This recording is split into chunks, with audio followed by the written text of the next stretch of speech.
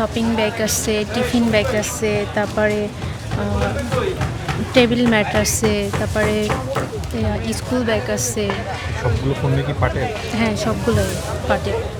অনেকের আগ্রহ আছে, অনেকের নাই। কেউ বলে পাট বস্তা, আবার অনেকে অনেক চাহিদা দেখায়।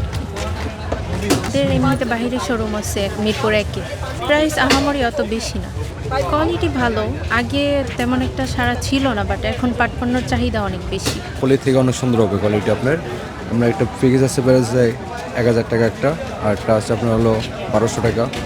আপনার যেরকম ডিজাইন সেরকম মনোমান দামে একটা জিনিস আছে। মোহন পাটের তো অনেক চাহিদা আমাদের। মোহন আপনার কাপড়ের থেকে পাটের চাহিদা অনেক ভালো চলতেছে। আজকে তো প্রথম দিন, তো সেরকম কিছু বলা যাচ্ছে না। ইনশাল্লাহ আশায় আছি যে বিক্রি হবে ঠিকঠাক মতো। আর আমরা কিন্তু শুধু প্রোডাকশন না, আমাদের এটা হচ্ছে একটা অর্গানাইজেশন। আমরা রুরাল ওমেন এম্পাওয়ারমেন্ট নিয়ে কাজ করি।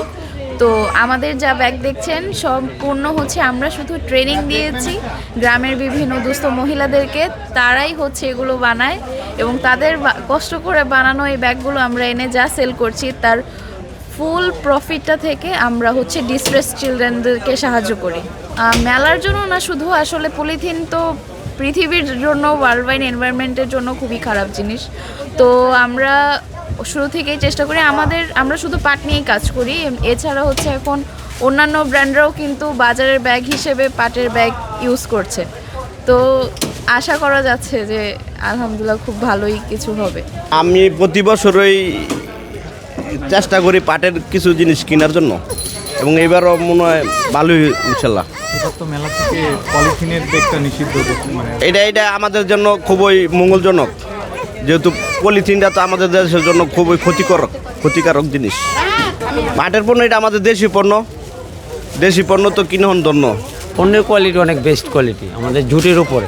পাট বস্ত্রালয় থেকে আমরা আসলে জুটের উপরে সম্পূর্ণ জুটের ফেব্রিক দিয়ে আমাদের এই যে লেডিস ব্যাগ, পরে শোপিস, বিভিন্ন আইটেম আমরা তৈরি করছি।